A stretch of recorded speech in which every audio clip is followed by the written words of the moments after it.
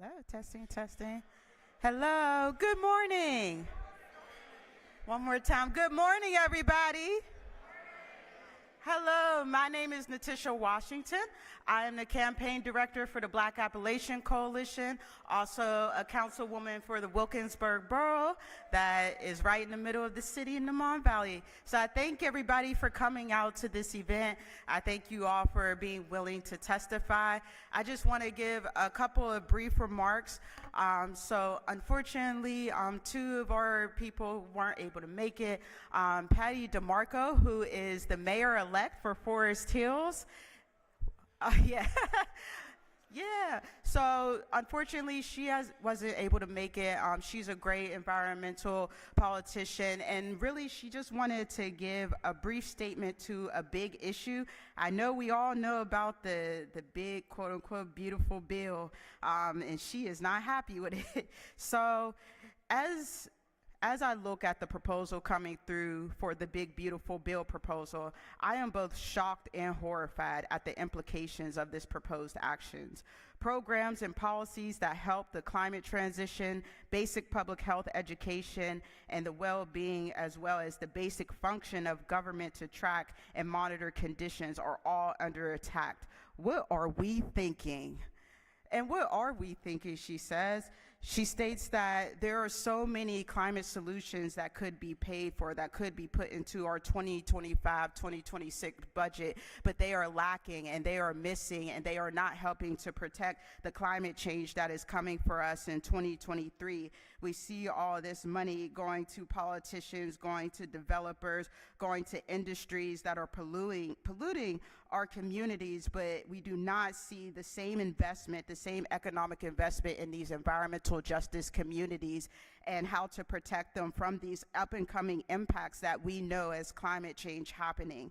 So we want to call on Congress to debate this bill, to do better reconciliation, and many other proposed budget cuts that are going to be harmful to the impacts of our environment, to create a government that is stable, that is monitoring and controlling and dealing with the impacts that we are dealing with today. Many of the proposals for our climate initiatives go underseen, and they are most impacting our community's health and their basic survival. So there is a full blog that she has on the different issues that she wanted to touch on, so we'll make sure to share that out. But I do want to say, and I'll say a little personal thing about Patty.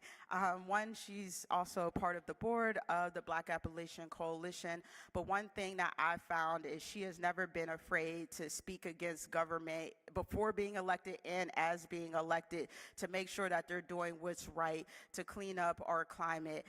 She writes many articles, does much research, has contributed to many environmental and climate reports with her knowledge and research, because that is just how important this is to her.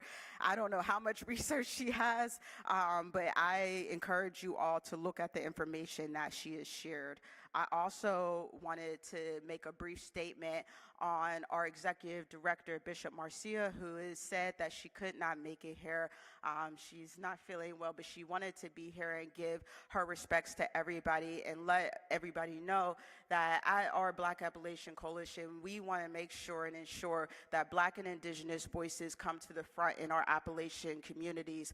A lot of times when people talk about the Appalachian region and what's happening to them, you don't see the Black and brown faces that are affected by it, that are disproportionately affected by it, especially Black women who are most impacted by these harms. Black women that are having high maternal rates, having low birth weights, having to see their children die or their children be negatively impacted for the environmental harms that are in their community from the pollution that plagues them and enters their bodies while they're pregnant and afterwards.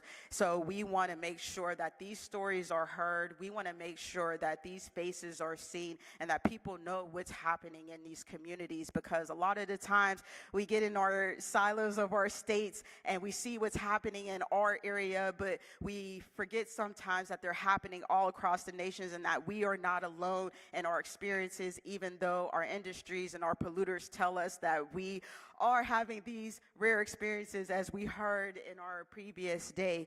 So we want to encourage people that if there are people that you know in the Appalachian region, which I want to remind Pittsburghers that we are Appalachian too, that you should send your stories into BLAC. Send your stories to BLAC, send the names so that we can share the faces, we can share the stories so that people know what's happening all throughout our nation. And let's all connect together in every region that we have across this nation to fight this big Goliath of a beast that we're fighting when it comes to climate change, because last time I checked, 2030 is in 5 years, and the climate clock is under 4 years. So we don't have a lot of time to sit around and twiddle our thumbs. We have to take action, and we have to take action together, because these industries are trying to buy us out. They're trying to silence us with their dollars. And as we heard many times yesterday, the people in power are not more powerful than the people. Our voices matter. They have made great changes throughout the years when government wasn't even listening to us, and we can make that happen again. So please join us. Listen to our podcast. We have some great episodes. Our first series is Toxic Racism, which focuses on how petrochemicals are affecting our communities, especially our Black communities. And last but not least, we are a space for healing. We are a space for people who are dealing with the traumas that come with environmental impacts. And we want to make sure that people have spaces to talk about that trauma, to heal from that trauma, especially our organizers on the front line who are daily dealing with these issues, talking to hundreds of people that are impacted and taking that home with them. We need a space for them to decompress. We need a space for them to exhale. We need a space that we can come together and be like, I hear you, I see you, I'm here for you, and we're going to get through this together. So are we going to get through this together? Yeah. Thank you. So now my statements. So as stated, NaTisha Washington, I've been in environmental justice organizing for 10 years. I've been an elected official for 2 years now, but I was also a young borough council member in high school, so this isn't new to me. I came from a mother who's been in school board for over 30 years, so longer than I've been born, and I had a father who was a probation officer, so youth advocacy was always really important to me, because I knew that if I could change the minds of the youth, I can change a new generation, a better generation. And I used to love doing my urban farming with my youth, but there were way too many issues that I saw when we were trying to clean up the community, clean up these blighted lots, grow food for our community, get clean water for our community, get monitors for the people that were living there, so people that had children with asthma knew when they should give their children their inhalers or should stay inside. And every fight that we did, there was a policy that was blocking us. There was a government that said, well, you can't do that right now. We'll try again next year. We don't have money for that now. And on top of that, we had funding dollars that were really tight. For people who don't know, we have lots of nonprofits around here. So a lot of times, our foundations are a little stretched thin, and we have found collaboration to make this work, but we also found that there were barriers in a lot of the resources that we can give our community. So I said, how do I change these policies? And I went to meetings and I spoke and I said, here are the issues, here's some solutions that we could go through. And they're like, all right, we'll look into it. And then a year later, I didn't hear anything. And there was a moment where we tried to get a water tap for our garden because we had to go to the office, fill up jugs, come back, and then water our plants, which is tiresome and costs a lot of gas money. So I was like, hey, can you make this happen a little faster? So 3 years later, after many emails and many fights, we were able to get it, but I said, government is moving way too slow.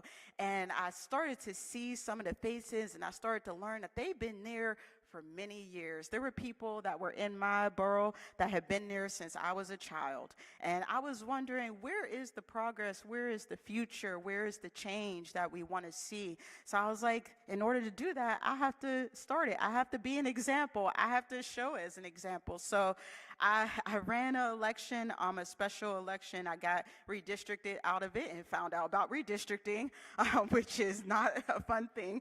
And then I went into another special election where I found out that our committees are the only ones that get to put people on the ballots. So I wasn't put on the ballot, and NaTisha is hard to spell sometimes, so I knew I wasn't going to win a write-in campaign. So I had my president from my borough at the time come up to me. She walked me through my campaigns, and she said, "Hey, I'm looking at retiring. Do you want to run for my seat?" And I said, "Sure." So I ran. I made it in, and ever since, I've just been learning every time how disconnected my organizing, especially my environmental justice organizing community was from the electeds that had the power to make changes for us, that they weren't coming to our meetings, they didn't know our organizations, and they were strapped thin on budgets and resources to do a lot of programs. So we had people like Upstream that came in and did a green infrastructure parking lot where we have rain gardens in our parking lots now to capture the stormwater that's coming out. We had Land Force, who does a work readiness program for people around the community that may have job barriers, and they've been renovating our vacant lots and cleaning them up and making them look nice, and now we have future contracts for them. Allegheny Cleanways, who has come into our community and cleaned up hundreds of dump sites and collected many tires that we found around the community. And when I started to see all of that happening, I said, there is a way for government and environment to work together. There is a way for our organizations to support each other, for us to put money in our budget to support these organizations to do the work that we desperately need. And then what I found out of that was that there were a lot of people speaking about these jobs for these industries that were mostly contract jobs and not actual long-term jobs. And people in the community said, well, we want jobs too. We want our economy to prosper too. We want to have businesses in our commercial districts too. And a lot of the environmental justice communities did not have such thing. All they had was an industry that was polluting them and promising them and not fulfilling those promises. But what we found in our communities and in other communities is that there were jobs. They were green jobs. They were green infrastructure jobs. They were trade jobs. They were solar panel jobs. They were installation jobs. And those jobs were the jobs that they were pushing back on us for industries. And so I wanted to not only be an example as a politician, but I wanted my community to be an example on what's possible when we work together, what's possible for our community to prosper when we bring these programs in together, when we have investment into our environmental careers. We should not be on the lower list for renewables and we're trying to bring in more fossil fuels. We should not be opening up the 3 Mile Island that was almost very catastrophic for us when we have opportunity to invest in these solar programs that got denied, that got pushed back, that could give us the energy that we need for a lot of these developments that they're trying to do. But we do not see that, because in our county, there are a lot of times that these committees that have these budgets, that have the money of these funds, like our Clean Air Fund and our Community Benefit Trust, that has a lot of defined money from our industries in it, we find it going to the government for security cameras, for dump trucks, fixing up the sidewalks, and some of these things are really good for the community, but they are not fixing the issue that is happening to our residents, that's impacting their health, that's making people want to move away. There have been residents that have had cancer, and not only their families, but in their pets, have children that can't breathe in the morning, can't breathe at night, and they are forced to put their money together to move outside of our county, to move outside of our communities, looking for better, looking for healthier, and we do not have the population numbers to be losing people. I know that for here, I'm sure that can be true in many other communities, but people are leaving us, and not only only in our nation, but in other nations. There are what are called climate refugees that come from other countries that are experiencing these climate impacts because they don't have nowhere else to go. When you don't have water, when you don't have air to breathe, you have to move. And as somebody who has low income, that is not an easy feat. So there are some people, unfortunately, like one of our amazing advocates, Johnny Perryman, that aren't able to leave. And then they just die in their community. And this man, he had came to many public comments and said, I didn't know that I was coming to Clairton to die, but that's what I'm doing. And he made his moments, his last moments, the most impactful moments in his community, because when we had our fire in 2018 at the Clairton Coke Works, he came and said, we got to do something about this. We have to change this. And he said, y'all need to give us something. y'all have money. Where is it going? And this man reached down into his pockets and pulled out money to buy air filters for residents in his community so that they can sleep at night, so they can breathe better. And this is a man on a walker and a respirator doing this for his community. So I'm going to close with something that is very impactful that I've heard from him. And I do want to state that that money turned into a whole program that now is distributing over 500 air filters throughout the Mon Valley region around Clairton Coke Works. So yeah, let's give it up for Mr. Perryman on that. And Valley Clean Air Now, who is the organization that hosts that. But Mr. Perryman has said that there are many times where people come to a community, he's a retired person, and they want to just sit back and see the community flourish. They want to be able to sit on their porch, which we do a lot of the times, and be able to breathe air and see children play and to connect with the community. We are a Mr. Rogers neighborhood. We know all about being a good neighbor, and that's all we want to do is be good neighbors. But we don't have good neighbors in these industries, but we have good neighbors in each other. And we need to make sure, and there is a policy that you can pass, a good neighbor policy. I would talk to Fair Shake Environmental Law Services about that, but we need to make sure these industries are being a good neighbor too, because they are in our communities. They are here, they are taking up a lot of our land, and they are making it hard for us to go outside and have a community. So I wanna end with this last thing, I promise. Something that I encourage everybody to do, something I do on a daily practice, is do it scared. This is a scary moment. There's a lot of scary actions that happen. There's a lot of words that are said to us that are threatening, that make us cry at night, that hurt our hearts. But we need to do it anyway because our ancestors did it for us. Our ancestors went through a whole lot more. They went through dogs, they went through hoses, they went through people beating them down. And I want to encourage all of y'all that when you feel scared to do something, when you feel like maybe they won't hear me, maybe this ain't the best moment, maybe I should sit down instead of standing up, I want you to stand up. I want you to speak. I want you to do it scared, because if you don't do it, others won't do it. And people are watching, and they will follow your example. So do it anyway. And I thank you all for coming here in solidarity with us.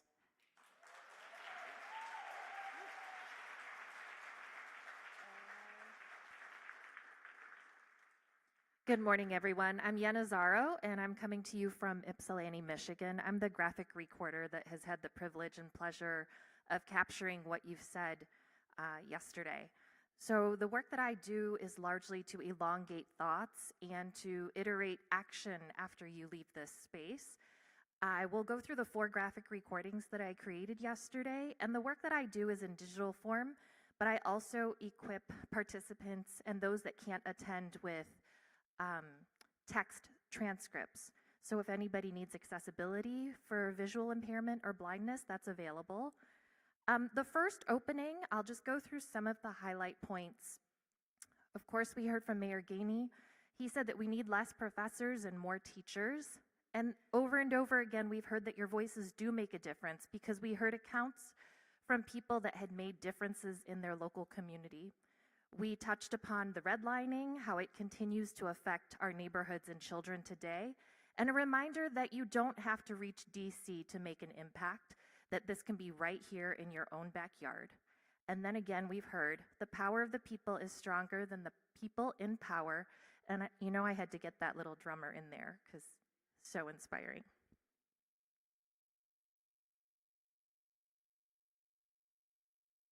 Then we heard from the brave accounts of so many of you that talked about the experiences that you've lived through. And some of this may be activating, so I'll only touch upon a few of the visual reminders.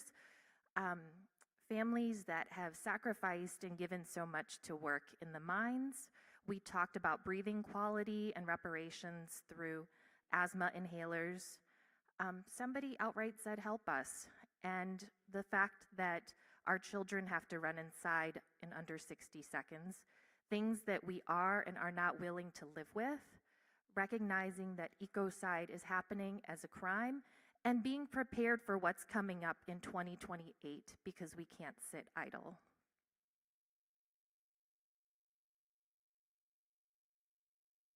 Continuing the session, we heard about affordable housing and how stable housing is also climate resilience. We heard about the rural communities that have to compete with the innovation that's happening and how we don't want to sell ourselves for the small amount of benefits that come with it. There has been some wins with a 45% cost increase to permit for polluting our communities. Little rooms can change into big movements. We heard about showing up and continuing to do the work, that the voice and the vote really matters, and looking to past harms like the Little Blue Run Dam and not making those same mistakes. And how do we build the new what we deserve?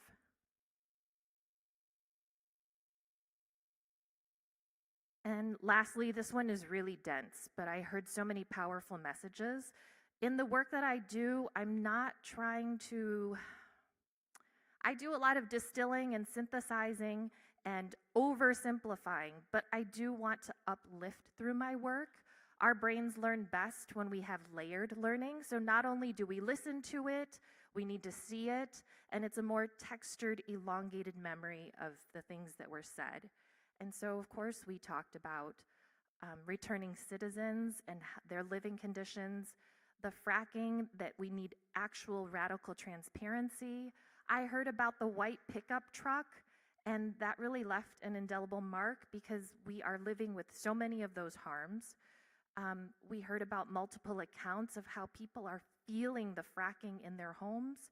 We heard a young person talk about ticketing the polluters, and we need to think about the fresh water that we can't afford to lose, and about the disabled community, because if we do it right for them, then we're doing it right for all.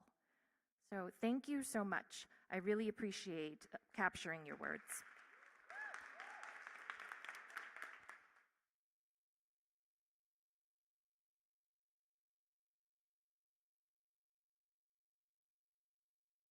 Hello, thank you. I'm gonna have the PJAC come up. Move next to another mic. The PJAC come up, and we're actually gonna start the hearing. We've been waiting for a poet, but y'all know how that goes. So we will have our poet bless us later, but we will we'll start our hearing early. So our apologies, and if we can have the PJAC come up, and our roll caller, thank you. And thank y'all for coming back. Yo, it's the weekend before Thanksgiving, and you are here. So, just that in itself, give yourselves a round of applause. And it's so meaningful that you traveled here to Pittsburgh, that you heard the call, people's hearing. What does that even mean? But for us, it was about doing something that's not about government. We're often just, we're talking to government, to elected officials, but we need to talk to each other too. Have a space that is with community leaders, for community leaders, to just put our issues on the table and then figure out and forge our way forward together. So thank you for being a part of that today. And let's start this hearing.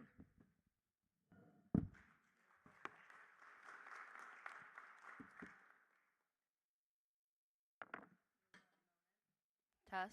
Okay. Give me one moment to pull up my name. Sorry.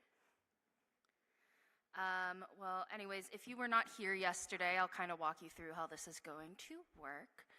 I'm Natalie Ford. I'm the Environmental Justice Organizer for 412 Justice.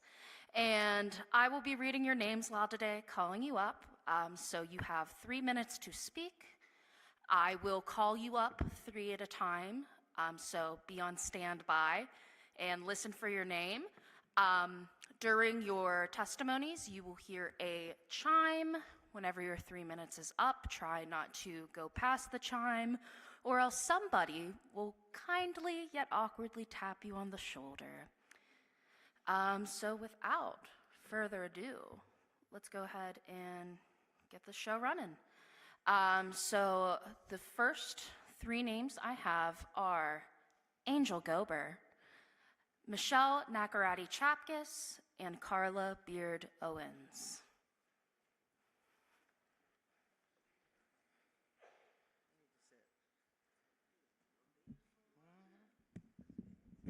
All right, I'm sitting doing my testimony. Good morning, everybody. My name is Angel Gober, and I'm the Executive Director for 412 Justice. But today I'm speaking as a 20-plus year community organizer here in Pittsburgh. With all the devastating things happening in the world, attacks on working people, Black people, immigrants, seniors, and everyday folks just trying to survive, we need to put protections and guardrails in place that guarantee every American has a chance to live in a safe and healthy life. Sorry, give me a second. I lost a loved one this morning. But she wants me to be here doing this, so. I'm here to highlight the long list of changes we need from the federal government on down. We need a moratorium on fracking because it poisons our air and water, endangers our health, and puts community lives at risk while corporations profit. We need mandatory inclusionary housing zoning so greedy developers can stop hijacking our communities and telling us we aren't white or rich enough to live among them. We need all private and public developments to be fully responsible for capturing their stormwater runoff so our rivers and drinking water sources are not overwhelmed. We need changes to the FDA for quality food.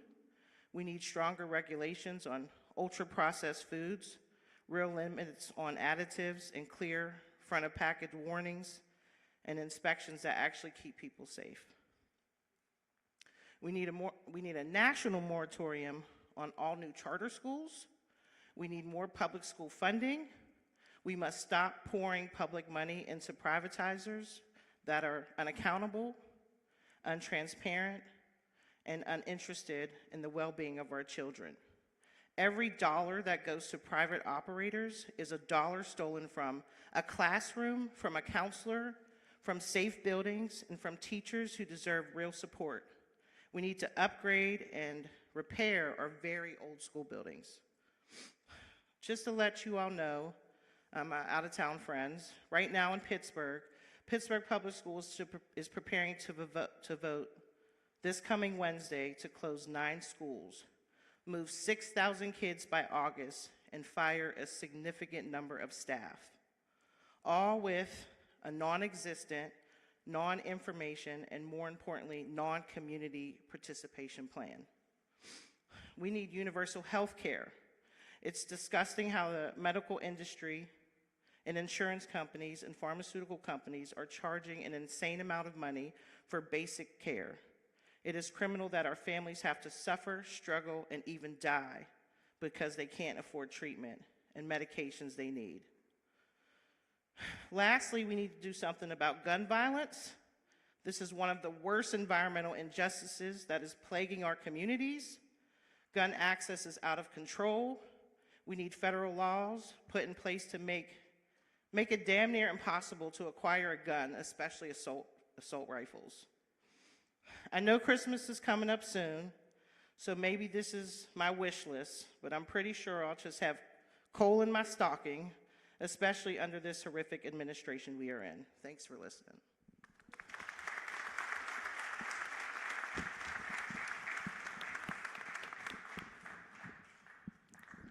Next up, we have Michelle Nakarati-Chapkus. Can I just say ditto? Yes. Everything that she said. Yes. It's incredible. Thank you, Angel. And my thoughts are with you today. Good morning. I'm Michelle Nakarati-Chapkus, Executive Director of Women for a Healthy Environment. WHE envisions a world where everyone has access to a safe and healthy environment, especially those for our next generation, our children. Our region is in the top 1% risk for cancer due to our air quality. Several years ago, Dr. Deborah Gentile, recently recognized by we as an environmental health champion and a public health champion, released a study demonstrating that children in schools near point sources often have asthma rates nearly double and sometimes triple the national average. And the neighborhoods most impacted are environmental justice communities. One of these school districts has no buses. Think about those children who must walk to school on a poor air quality day, breathing in the toxic emissions from a nearby Coke Works facility. How do we expect them to adequately learn for the remainder of the day as they have to use their inhalers throughout the day due to their morning exposure? It is estimated that over 9 million lead service lines exist across this country. Pittsburgh's water was far worse than Flint, Michigan. We have flipped that narrative and are now leading the nation with an award-winning lead service line replacement program. But that is only one water utility in one city. Allegheny County has 35 other water systems. We know there is no safe amount of lead in drinking water, and many of the water systems representing the lowest income communities have the highest rates of elevated blood lead levels in children, with less than adequate resources and little funding to replace those lines. Where will the funding come from? Will these already burdened communities have to bear the cost of increased rates, leading to water shutoffs when bills cannot be paid? A PFAS contamination occurred in the poorest ward of McKeesport in 2021. How do we ensure that those residents are compensated for the impact of no access to healthy, clean, safe drinking water for over a month's time? Our organization employs community health workers, the heart and soul of community. During healthy home assessments in environmental justice neighborhoods, they find visible mold and asthma and allergy trigger in nearly 3/4 of the residences. Climate change will only increase these numbers with more frequent extreme weather events we know are going to occur. As I mentioned yesterday, among children screened for elevated blood lead levels before 2 years of age, we know that children in predominantly Black and brown communities have 4% higher rates than children in predominantly white communities, and that holds true for asthma rates as well. In 2023, the Pennsylvania Supreme Court ruled that students in low-wealth districts are deprived of the same opportunities and resources as those in high-wealth districts because of the funding mechanism based on local property wealth. The state violated the Education Clause by failing to provide a comprehensive, effective, and contemporary system of public education and a meaningful opportunity to succeed academically, socially, and civically. Why do I share that? Because these very same school districts have poor infrastructure in their buildings, lead exposure, boiler systems that are outdated, HVAC systems that are outdated, asbestos in their buildings. In closing, for decades, environmental injustices have occurred throughout this country and continue today. Unfortunately, this work is never complete. Environmental injustices know no boundaries. We've seen it in rural and urban communities. Over the last 4 years, investment was being made in solar, energy efficiency in home, lead service line replacement, toxic chemical reviews were underway. Environmental justice is climate justice, is racial justice, is social justice. We must do better, but there's resilience. We witness it when our elders engage and educate our youth, when residents advocate for policy change, and when investment and funding are fully secured and restored for the communities that have been disproportionately impacted. Thank you so much.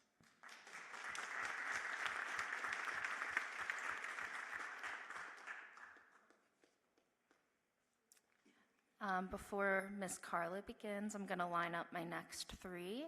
I have Elizabeth Peebley, Arusha Pont, and Larissa Medness.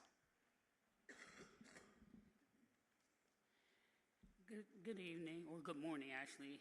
Before I speak, I want to thank everyone for letting me be able to be here. I'm going through rough times myself. I have a daughter who have a brain tumor due to that. I live in the city of Clarendon. Nobody tried to figure out where it came from, but we know. My daughter has a daughter who has skin issues now, and she has asthma, and she's missed a lot of school, but they want to send me to find. I don't deserve it. The city do. We felt the earthquake, that's what I call it, from when the mill blew up. I work at the school. We should not have to deal with this. My granddaughter missed school because she can't breathe. She has issues where she can't sleep because all the stuff that's going on around us. I live in the city of Clarendon for over 40 years. Majority of my life, I lost loved ones to the environment, the breathing, cancer. I, myself, am a cancer survivor. I had my throat cut open. I have cervical cancer. And I had to get rid of my organs and my production because of the environment. I don't think that's right. I didn't have a choice in it. They made it for me. It's not right that we have to suffer to live in a city where they say it's okay. It's not right that we have to stand and watch our loved ones suffer and die. It could be yours. It could have been your family, your children. I love my kids. I want to see them go to college, grow up, have kids. You know, she has poor health issues, and it's not her choice. But for her cheerleading, she carries an inhaler like it's for her uniform. When is enough going to be enough? I say that we let the kids be kids. She enjoyed coming to an environmental justice more than worrying about how to do multiplication. That says a lot. She worries about her environment more than her education. Something wrong with that. She's only 9. 9, not 29, not 39, but 9. When we gonna let her breathe and be a kid?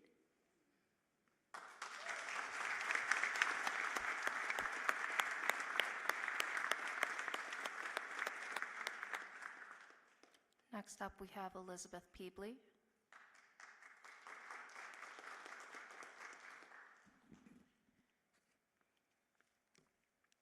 Hello, my name is Elizabeth. I'm from Newburyport, PA, and have not had water, well water, for 3 years. On June the 19th of 2022, there was what is called a frack out at our well pad next to my house in Newburyport. EQT nor DEP informed us. Center for Coalfield Justice, Tanya Yoders, informed us through social media. Residents' water was contaminated with chemicals used in fracking. The DEP came on site and said, stop the operations. The geyser dissipated. Then they said, start up operations. The geyser came back. CCJ stepped in to help us. EQT claimed that they were not responsible, but being good neighbors, they provided us with water buffaloes and water. EQT later said if we signed a non-disclosure saying that not holding them responsible for anything in the future and for us to keep their mouth shut, they would provide us with a reverse osmosis system in our homes. Reverse osmosis system does not take out chemicals used in fracking. A class action suit was filed in June of 2024. We're still waiting on the federal judge. An injunction was filed for EQT to continue hauling water until the class action suit was settled. We are stressed about every aspect of them being here. Just to mention a few, our health, our air quality, our property values, them destroying our environment and the noise 24/7, and about them playing the water game. No matter how small your community, remember, we matter.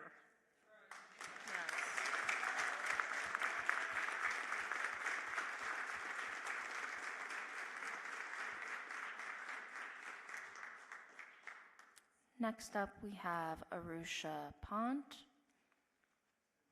Following Arusha will be Larissa Mednes.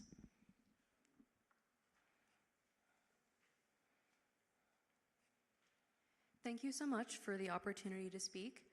My name is Arushi Pant, and I'm the Executive Director of Allegheny County Clean Air Now, or ACAN. So our work centers around residents who are living in the Neville Island airshed, and we aim to empower and uplift them in their fight for better air quality. The reality of the situation here is grave. The statistics are sobering. According to the Breathe Project's Health Facts 2024, Pittsburgh ranks as one of the top 25 most polluted cities in the nation in regard to year-round particle pollution, or PM 2.5. Allegheny County ranks in the top 1% of counties in the U.S. for cancer risk from air pollution.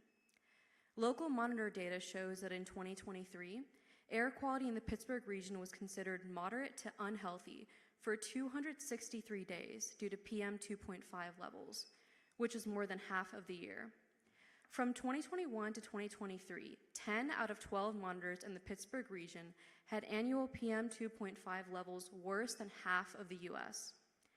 After the closure of the Shenango Coke Works plant in 2016, thanks to tireless community advocacy, emergency room visits for cardiovascular events dropped by 26%, and ER visits for respiratory events dropped by 38%, highlighting the negative impacts of air pollution and the relief that residents feel when their air is finally cleaner. This situation is absolutely unacceptable. We need to do what we can to hold polluters accountable. We need to demand permits for facilities that are allowed to pollute our air, land, and water without sufficient consequence or regulation. And after permits are issued, we need to ensure that they are properly, consistently enforced. We need to put human lives, health, and well-being over profit and industry. We need to listen to fence-line communities who are tired of being ignored and overlooked, who have faced the brunt of the physical, mental, and emotional impacts of air pollution for years, who have seen their lives and communities put on the back burner for far too long. We need to hold our elected officials accountable on a local, state, and federal level, pressuring them to take action when needed and to take our concerns seriously. We need to put community stories and experiences first, to use the resources and potential of the people to bring about tangible, long-lasting change. We can do this by creating platforms like this for people to share their authentic experiences. We can create community-led air monitoring networks that put air quality data in the hands of the residents who are impacted by pollution. Our stories and our voices are powerful, and we need to stand together in the fight for clean air for everybody.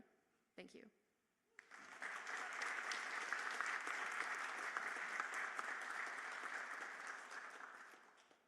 Next up, we have Larissa Mednes.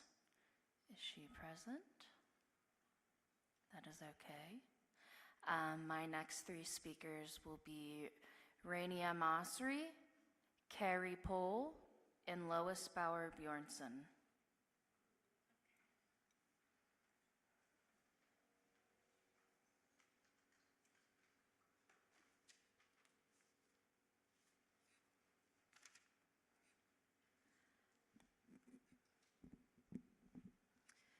Good morning. I'm not used to giving y'all my back. Do you mind? Okay. Good morning. My name is Rania Masri. I am the co-director of the North Carolina Environmental Justice Network in North Carolina. North Carolina Environmental Justice Network was one of the co-hosts of the first National People's Hearing in Greensboro, North Carolina. So it's great to see this continue. I heard a quote a month ago that what is worse than being a member of an oppressed community is feeling isolated as a member of an oppressed community. And I think what these hearings show us is that we're not alone. We're not isolated. When I heard Ashley Funk from the Mountain Watershed Association yesterday talk about coal ash and data centers and gas pipelines, and she said, and I quote, I want to be able to breathe. I want to be able to breathe. That statement echoed with me, it reverberated based on our experiences in North Carolina. I thought about the families in eastern North Carolina who have hog shit inside their kitchen because that is legally accepted practice from CAFOs. I thought about the coal ash, the third largest landfill that we've got in North Carolina. I thought about the gas pipelines, and all of these are happening in the same communities, Black and brown communities, communities that historically were the plantations where African bodies were stolen and enslaved. And then I thought about data centers that are coming to North Carolina full force, coming to communities that already are deprived of water, already are deprived of clean air, already are deprived of economic services. Somebody said, and I apologize, I don't know who said this, but they said, communities where people can live and families can stay together. We want communities where people can live and families can stay together. And I thought of the largest military presence this country has, the thugs that are otherwise known as ICE, the masked thugs and the border agents that are kidnapping our communities. And I say kidnapping, we cannot call it detention because it is illegal. It is a kidnapping of our communities. And they have run rampant in Charlotte, in Raleigh, in Durham, in Cary, kidnapping all those that they consider not to be American, including those with US citizenships. And Janice, where are you, Janice? Thank you for your words yesterday when you spoke about your son who was taken from you due to criminal negligence from industrial pollutants. Your son's death was not an accident. It was due to known criminal negligence. I thought of all the heroes who have been taken from us in this country due to industrial pollution. All of them. I thought about those who are also taken from us due to heat stress. Farm workers, postal workers who die because it's too hot and the heat that is increasing. I thought about PCBs who came to Warren County and caused untold harms and are also found at the North Carolina State University and in other universities. And if we have PCBs at NC State, I am sure we've got PCBs at HBCUs throughout this country. I thought about the contaminated water caused by industrial solvents at Camp Lejeune military base. The industrial solvents that have caused an increase of cancer and birth defects, knowingly again. Harm that is still ongoing. I thought about the largest military base in this country, which is in North Carolina, which of course was built on stolen land from First Nation communities. And then I thought about all the harm that that military base exports around the world. All the people who die from the pollutants, from white phosphorus, from depleted uranium, from the destruction of facilities around the world paid for by our tax dollars, built in the United States and sent to my hometowns in Lebanon and Palestine, where people are still dying as we speak. And then Stuart Chavis brought it home when he said, and I quote, "They have stolen us from our land and stolen our land from us." And I remember every day that every one of us is standing on stolen land, that this country has yet to pay for the fact that it was built on settler colonialism, yet to pay for the fact that everything that was built by the backs of enslaved communities. We have yet to pay reparations. We have yet to be true to those treaties that we have signed. We have yet to stop stealing from First Nation communities and stop destroying their lands. And then I thought about the fact that US soldiers today are also an occupying force in Gaza. Their boots are on the ground. I thought about the fact that when FEMA did not have enough money to take care of people in North Carolina because of Hurricane Helene, that same day, President Biden gave billions of dollars to Israel to continue bombing. I thought about the 860,000 people in Gaza who have been killed in the past 2 years by US bombs, and that genocide is ongoing. They continue to steal us from our land and steal our land from us. all this we know is systemic. We know all this is systemic, and yet I hear people talk again and again how this is a broken system. This is not a broken system. This is a system that is working perfectly as it was designed to work.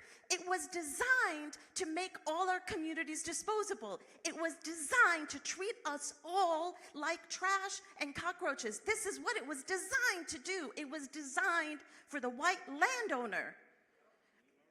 This is a system that is working perfectly. So the question that we have for all of us is, until when are we going to simply be asking for crumbs from the master's table? We have had it with crumbs from the master's table.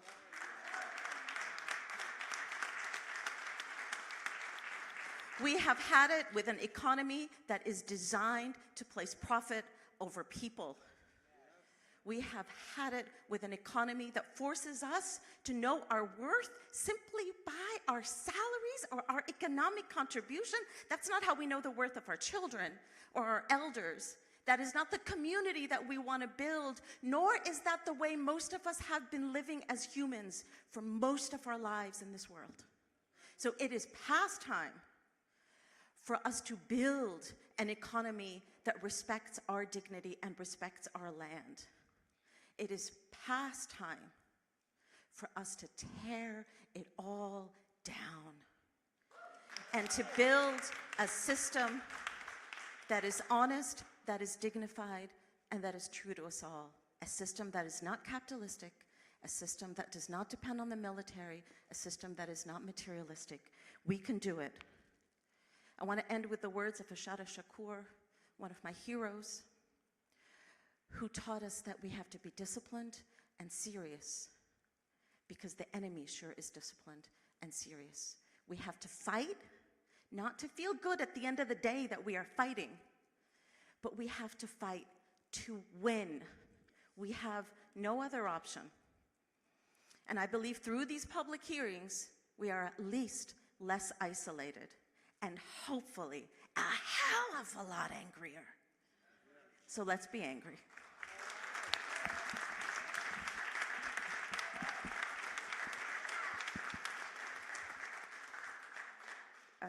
Hi, my name is Anita Cunningham, and I am from North Carolina, and I thank you, my colleague, Rania, from North Carolina.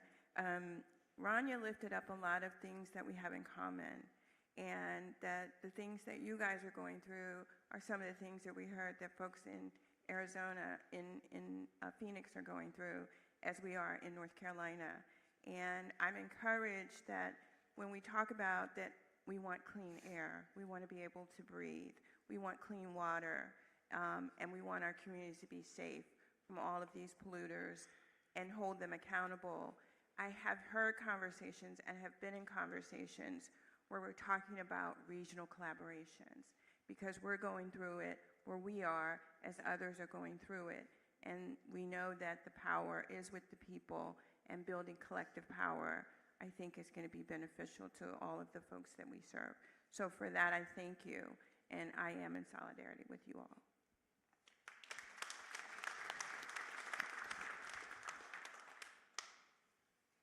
Next up, we have Carrie Poole. Following Carrie will be Lois Bauer Bjornson. Following Lois will be Karen Lyons. Good morning. My name is Carrie Pohl. I'm a member of the Sisters of St. Joseph of Baden, Pennsylvania, which is a group of women religious within the Roman Catholic tradition. Before I begin, I would like to thank the Indigenous leaders present here who have been offering prayer and blessings during these past 2 days. In the face of such grievous injustice, it's easy for me to allow myself to be fueled only by rage. Thank you for reminding us of our role and our call to acknowledge and protect creation and to seek right relationship in what is a very long and ultimately worthwhile battle. I come to you from Beaver County as a registered nurse who works at an FQHC in Pittsburgh. Are there any other healthcare workers here? Thank you for being here. And I have to ask, where's everybody else? In addition to questions about medications and allergies, each patient with whom I interact is asked 3 questions at every visit. Do you have any concerns in the areas of housing, utilities, finance, health, insurance, behavioral health, employment, or transportation? In the last 2 weeks, have you felt down, depressed, or hopeless? In the last 2 weeks, have you lost interest or pleasure in doing things? These questions are important. And here's what's not being asked. How close do you live to U.S. Steel or Nippon Steel or whatever they're calling themselves these days, coke work plant?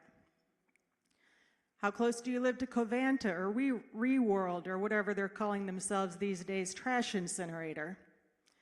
How close do you live to Shell or Mark West? Do you regularly check the air quality before going outside? Do you have an indoor air filter? Can we get insurance companies, including Medicare and Medicaid, to cover air filters the way they cover nebulizers and inhalers? How close do you live to the nearest mine, landfill, coal ash dump, or frack pad? And when's the last time you had your water and soil checked? How about your house for radon? Can we get occasional free water, soil, and radon testing the way we get occasional free credit reports? How close do you live to the Beaver Valley nuclear plant? Do you have iodine tablets? Is there a way to ensure that each school, church, factory, library, and healthcare facility has enough iodine on hand to distribute in the event of a meltdown? Because once a year distributions by the PADOH are not enough. How close do you live to a pipeline or a train track? Do you have a go bag prepared? Speaking of pipelines, ask me about the morning I ended up in the AGHER when the Revolution pipeline exploded. These questions are not being asked at UPMC, UPHS, Geisinger, AHN, the VA, or any of the FQHCs of which I'm aware. We need mandatory and ongoing continuing education for healthcare providers regarding the various environmental health hazards in Pennsylvania. We need our insurance companies to cover equipment that would mitigate our risks. We need our healthcare systems, and quite frankly, our religious and government leaders as well, to stand up to the polluters who are poisoning our communities. Friends, I got 45 seconds left. I would like for you to look around this room at each other. Look across the room. Rebecca Solnit would call this a paradise built in hell. Martin Luther King would call this building God's beloved community. Pope Leo XIV would call this social poetry. And I'm calling it a glimpse of the divine. Thank you so much for being here. Thank you for listening. Thank you for sharing.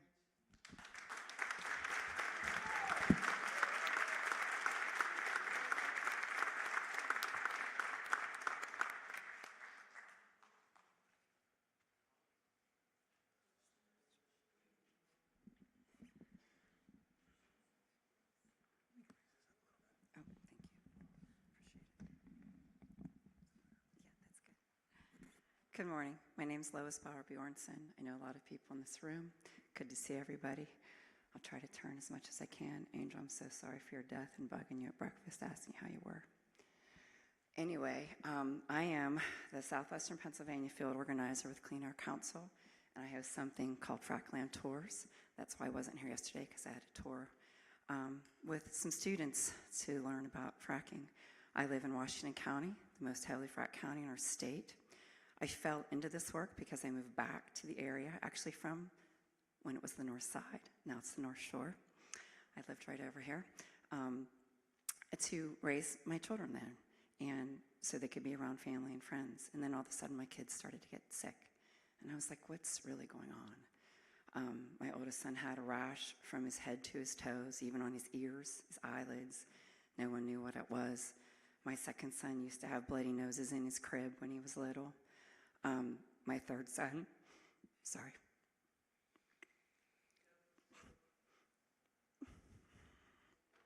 was the worst. His nose used to bleed so bad.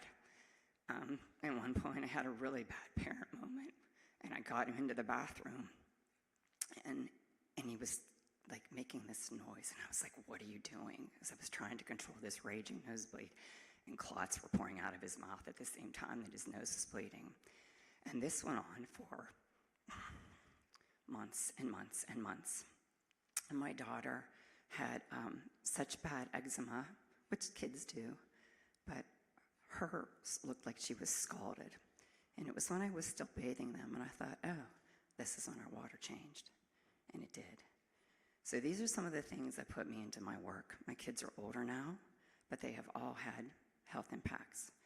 So what I decided to do with my work was to document people's stories. And there's some people in the room here that testified about their stories that I've been fortunate enough to document. But I just want to run down a list of the chemicals that are in some of our bodies. And so there's the normal ones, the benzene, toluene, ethylbenzene, formaldehyde, mandelic, hippochloric acid, and naphthalene. So I have the highest level of naphthalene in my body, which is an industrial chemical, and we don't know why. I don't work at an industrial site. If you look at a map, the oil and gas threat map is a fantastic map. You can punch your address in, your state, and if you punch your address in, my property comes up and there's a little red dot, and our property used to be called Odell. It was separate from Scenery Hill. And so there's, I think, 34 or 35 well pads in a 1 to 5 mile radius around my home, and the closest is across the road, up the hill, and it's my neighbor's pad, and 2 more over there, and just completely encompassed by us. And also a compressor station. We have a pipeline 75 feet on our property.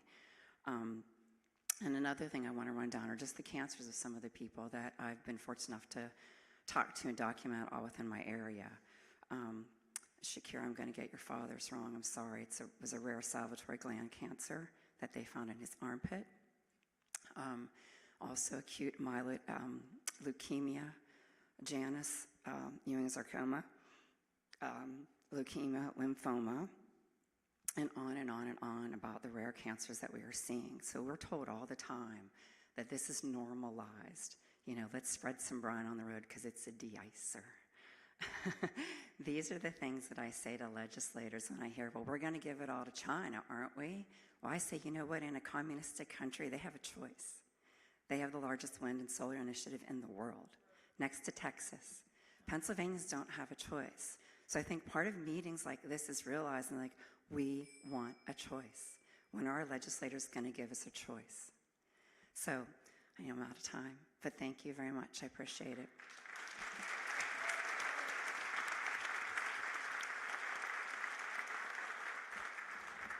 Next up, we have Miss Karen Lyons.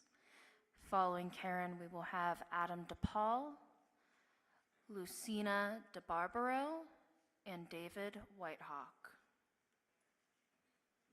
Good morning, everyone. My name is Karen Lyons, and a lot of you already know me, and I will speak up a little louder if I have to. I'm the community outreach organizer for 412 Justice. I'm also a school board director for the Woodland Hills School District. I'm a mother, I'm a grandmother, I'm a friend, I'm an aunt. I have a history. I grew up in the projects. At the time, projects were typically layered, or they were stacked. My project was a duplex, and so I didn't know it was a project. But it's where I grew up. It's where my grandparents were the first Black family to move into this naval military housing. Beautiful housing. We were Black, we were Irish, we were Italian that all lived together. Unfortunately, when Dr. Martin Luther King Jr. was assassinated, unfortunately, some of our communities tore down their own neighborhoods. They moved them to our neighborhood, so white flight occurred. When white flight occurred, all the Black folks moved into my neighborhood. And unfortunately, they were angry. The area started to deteriorate. People stopped moving and people stopped caring. So housing for us changed completely. I didn't know anything about city government. I didn't know anything about federal government. So everything fell apart. And eventually I moved out. My life went on. So fast forward, I'm an adult now, mother, and I need housing for myself and my child. And I moved back to that area that was just overrun by drugs and young women who were housing men who had drugs, were selling drugs. And they didn't care about the area, and I didn't want to raise my daughter there, so I left. And I had to find housing again. So I found housing, and it was affordable at the time, but then I had to leave from there, and I got married and moved on, and eventually I got into advocacy work, fast forward. By being in advocacy work, I had the fortune, I was fortunate enough to meet Miss Angel Gober, who introduced me to environmental justice, education justice, economic justice. I moved into an area, I was in Lawrenceville, it is so gentrified that I had to move out. I could not afford to live there. And we have inclusionary zoning that we're fighting for today because people need to live in affordable housing, safe housing to raise their families. But at the time, I couldn't afford it. So I had to move outside of the city, buy a house outside the city, but I prefer to live in the city. But moving in Braddock Hills, now I'm subjected to the mills, to pollution, highly polluted area. Braddock Hills all the way down to Braddock, the Mon Valley, which we fight for every single day, for clean air. Clean air. And is it impossible for us to have it? No, but we deserve it, yes. And we're going to continue to fight for clean air, housing, and education. I thank you for your time. Everybody have a great day.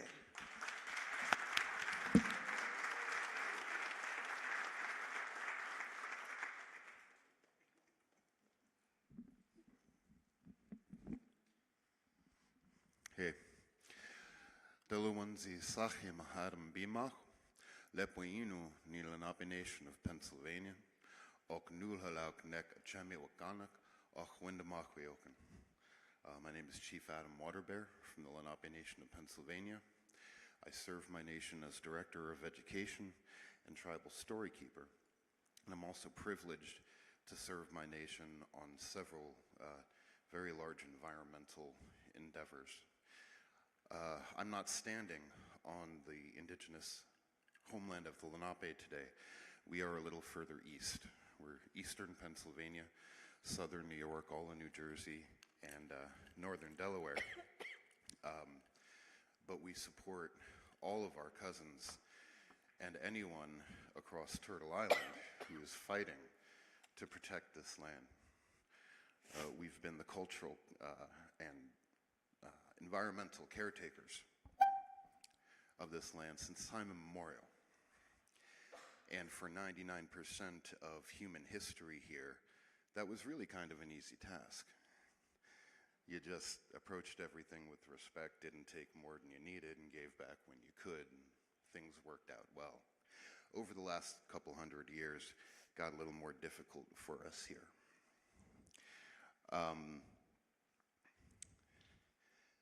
Speaking from an indigenous community, and particularly from a Pennsylvania indigenous community, if you're from or around or care about Pennsylvania and you don't know this, it's good to know. Pennsylvania is the only state in our Lenape indigenous homelands that has never recognized any indigenous people. According to the current Pennsylvania record, there are no indigenous people here. New Jersey has recognized Lenape people, Delaware has, New York has recognized other indigenous people, not PA. Someone here very beautifully said, the system isn't broken, the system's working exactly the way it's designed to work. And that's part of it. The only reason I'm here today is because about 20 years ago, we got together, all of our environmental partners, decided to get everybody to network because we knew historically and currently that while we need to push the government every step of the way we can, we're not going to wait on that change to happen. We need to move ourselves. 20 years ago, we got all our environmental partners together, started working together. We paddled our sacred Delaware River top to bottom, and we've been doing so every 4 years. And we do that to invite people to come in to protect our rivers, protect our watersheds. Over 24 years of doing that now, we've gathered together 136 organizations and 300 people who have come together to come into an agreement to protect our lands. We know that that's the way it has to be done. because, again, pushing the government for change is necessary. We need to do that every day. I've been at Washington. I'm at the warehouse meetings. I've been removed from one or two of them. But we can't just let it go at that, because that's part of the system too. We're being rope-a-doped, right? The corporations plan on us spending such an incredible amount of energy fighting for the right to action that we barely have any left for the action itself.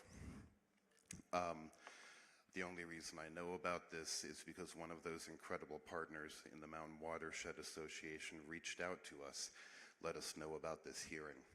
If I were in New Jersey, New York, Delaware, we'd have someone on an environmental board that would come to us and say, hey, this is going on. We don't here. So we hope that'll change and that Pennsylvania will give its indigenous people more awareness of what's happening in our lands and our ability to come out and fight for it. Wanishi.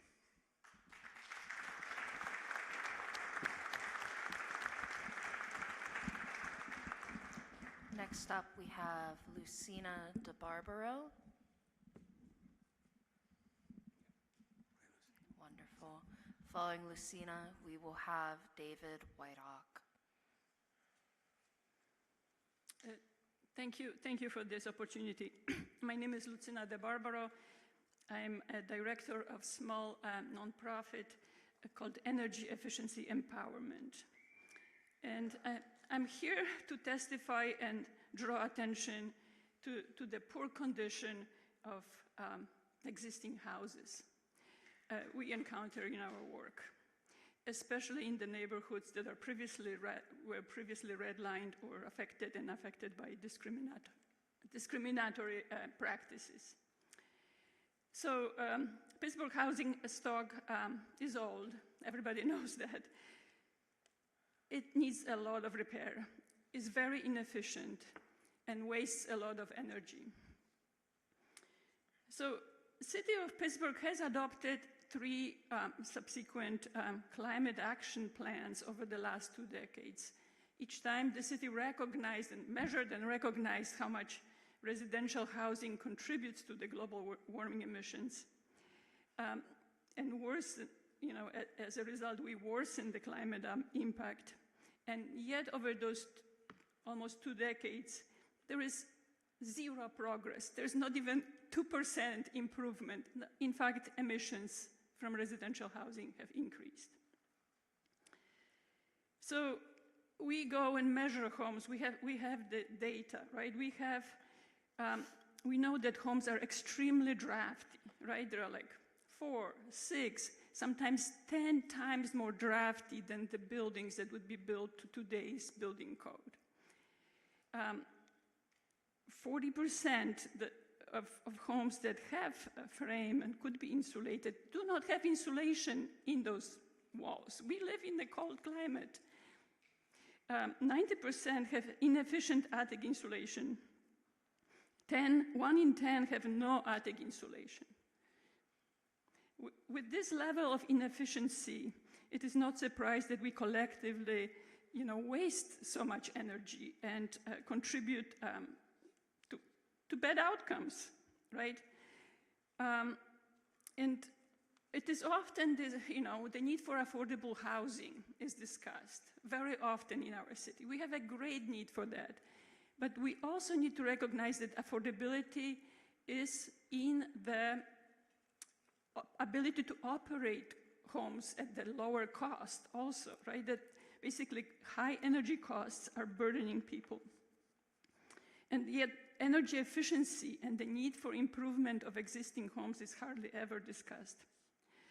So when we improve homes, we reduce, we mitigate climate. This is a mitigation action, but we also improve resilience. With less outdoor pollution entering our homes, people can breathe easier indoors, where we spend most of our time. Have better ability to withstand heat waves. better, resulting in better health and well-being for people. So thank you for the opportunity to bring this topic up.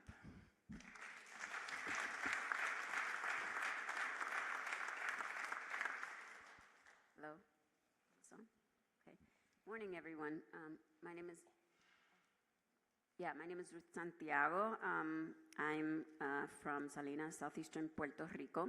And since yesterday, thank you, I've been making the connections between Puerto Rico and Pennsylvania that stem from sort of the industry recruiting, the steel industry recruiting workers in Puerto Rico, and the consequences of this industrial activity, both here and coming from a non-attainment, air quality non-attainment zone. I want to emphasize something that's been brought up to some extent is the need for a transformation of our electric systems and the way we generate and relate to energy, which is very important in Puerto Rico because of the crisis that we're undergoing, but I think also here because of all of the impacts, the public health impacts that we're seeing from the whole industry chain of fossil fuel extraction, generation, processing, and emissions. And specifically, we're working very hard in PR to create an energy system that empowers people in more than one way, empowers people to be active participants in the electric system, and I think it's something that can be applied here as well. And I'm referring specifically to distributed renewable energy like rooftop solar coupled with batteries, and working to empower communities to participate in those systems rather than continue to rely on these damaging, fossil fuel extractive centralized systems. Thank you.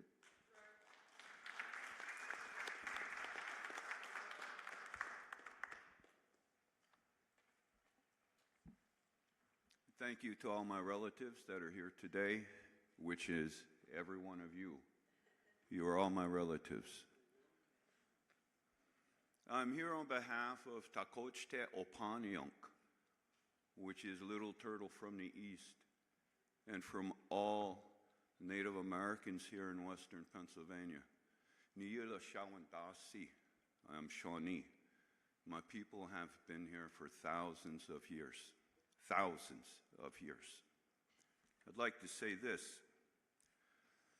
I want to share a brief and honest story about the health of the Allegheny River corridor and why collaboration is essential for healing our land and our communities. For generations, the Allegheny powered America. Oil, timber, steel, and gas all flowed from this region. But today, the legacy of that extraction is written into our health. Across the river corridor, we see some of the highest chronic disease and mortality rates in Pennsylvania. In Venango County, heart disease and cancer deaths far exceed state averages. Clarions, all-cause mortality approaches 965 per 10,000. Forest and Armstrong counties battle severe chronic illnesses, diabetes, kidney disease, and limited access to health care. Nearly 40% of adults in our region struggle with obesity, hypertension, or high cholesterol. Poverty is deep. Healthcare is thin. And the environment burdens of the past continue to shape the lives of our children and our future. But this is not just a human crisis. The land and the animals are carrying the same wounds. Fish in the Allegheny hold PFAS chemicals, heavy metals, and petroleum residue. Frogs and salamanders are in decline, are first indicators that the ecosystems are failing. pollinators that carry our traditional medicines are disappearing. Forests, hemlock, ash, maple, beech are stressed from disease, acidic soils, and habitat loss. Birds and mammals struggle as waterways degrade and habitats fragment. When the land becomes sick, the animals become sick. When the animals become sick, the people become sick. It is one story told three ways. Our work flows three intertwined paths: healing the land, restoring riverbanks, replanting medicines, protecting waterways, and blending ancestral ecological knowledge with modern science. Healing the people, strengthening cultural identity, youth teaching, ceremony, and community wellness. Healing the economy, creating sustainable opportunities, restoration work, cultural tourism, land-based education, and partnerships that grow from healing rather than from extraction. But we know the truth, this truth. We cannot accomplish this alone. Little Turtle from the East is actively seeking to work with like-minded people, organizations, agencies, educators, scientists, and tribal communities who share our vision. A vision of clean water, restored ecosystems, cultural revitalization, and a future worthy of the next 7 generations. We believe collaboration is the medicine. When we work together, we amplify every effort, every seed planted, every river mile protected, every youth taught to love the land. The Allegheny River remembers the past, the scars, the oil that still bleeds into the river from up at the Kinzua all the way down into here, and then from here to the Ohio, from the Ohio to the Gulf. That oil still bleeds out to this day, and there is nothing being done to stop it. But with a strong partnership and united hearts, it can also remember healing.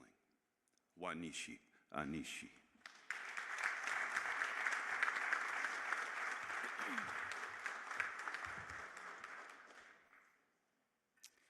Next up, I have Gabby Gray. Okay, I didn't think I saw her. Well then, it will be Kat Marquez. Following Kat Marquez will be Tony Schley, then Amy Adams.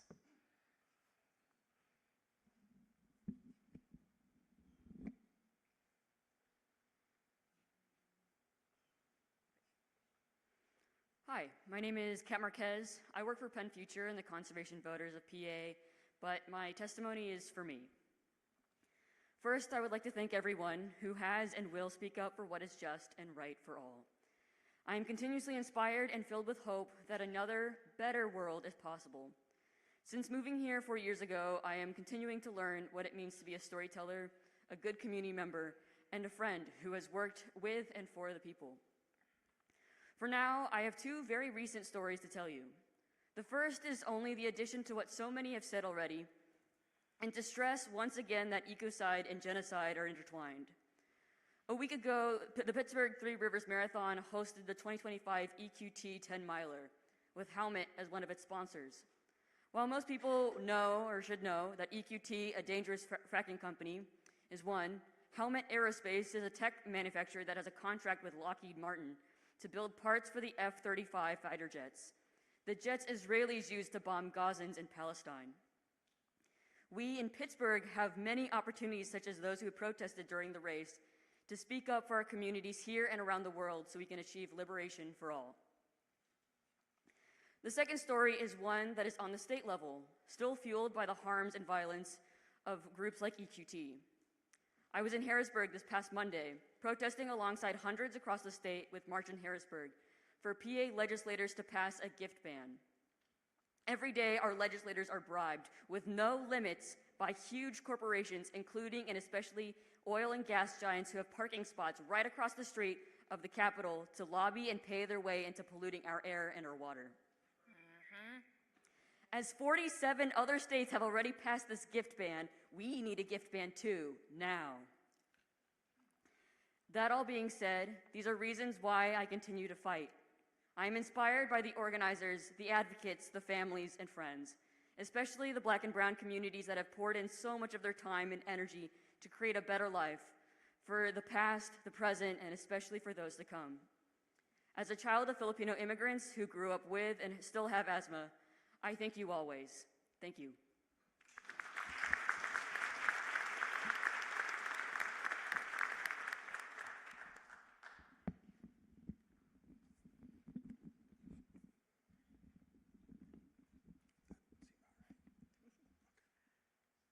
Hello.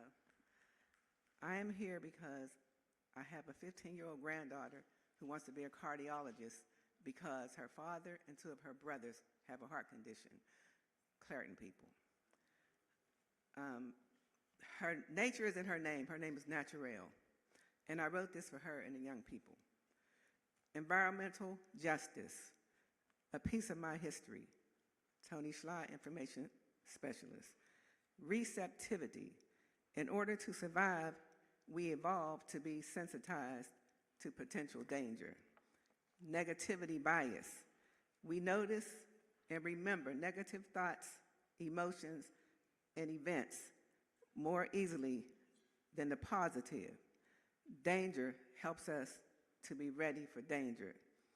We also have life problems, some that often smack us daily. We tend to not want someone talking to us about another problem that we need to be aware of. Peace. We need it, and we need it to help others feel enough of it to listen to what we are saying to them. Free. Free is a word that helps us in many ways, psychologically and emotionally. Free to breathe clean air. My mother's side of my family migrated from North Carolina to Clairton to work in the U.S. steel industry. My father's side migrated from Virginia to McKeesport, all searching for free and peace. 6 generations later, we are still in dangerous air. And the U.S. steel industry has always known that the air was dangerous. We are still searching for clean air. Many people left this area and moved to other areas. 7 decades ago, one of my mother's brothers left Clairton and took his family to Flint, Michigan to work in the auto industry. General Motors, GM. In the beginning, GM stopped using the Flint water and switched to the Flint Township water system. Flint's water was damaging the auto parts. The General Motors industry knew that from the beginning. Throughout my mother's entire life, she had serious problems with sinus drainage. My 3 brothers and I suffered from it. My youngest brother suffered with his breathing due to bronchial issues. My 2 children also had sinus drainage issues. My grandmother, who had the same issue, taught me at a very young age to spit it out and not to swallow it. Until now, I always thought that we inherited that condition from my mother. Now, at 71 years old, I know that it was the U.S. steel industry. My receptivity is at a higher level now that I know more. My negativity bias is noticing danger more. Why did it take 71 years? As a child, when we heard a loud boom, we would run to take down the clothes hanging on the clothesline, no matter whose clothes they were, just so they did not have to wash their clothes over again. Due to the black soot that rained down from the sky that would cover everything below. Black soot that rained down from the U.S. steel industry.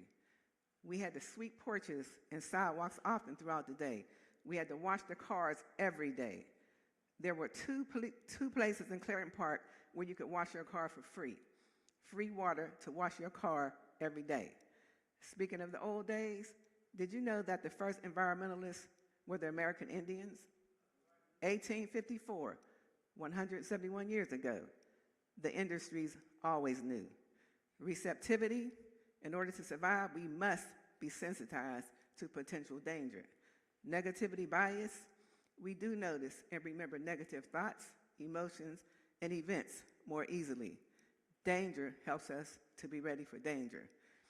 We may encounter many defeats, but we must not be defeated. Maya Angelou. If you can't fly, then run. If you can't run, then walk. If you can't walk, then crawl. But whatever you do, you have to keep moving forward. Reverend Dr. Martin Luther King Jr. Freedom is never granted, it is won. Justice is never given, it is exacted. A. Philip Randolph, African American civil rights campaigner. Thank you.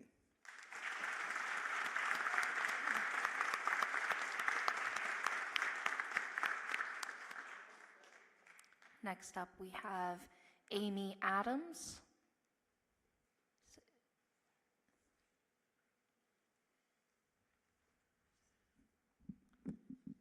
So someone get up. You're not Amy? Okay, that's not Amy.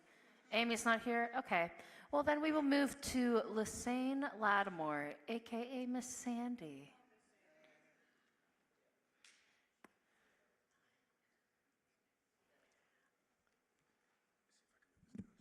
Well, this should be good. Can you hear me? Yes, Okay. I can, Miss Sandy.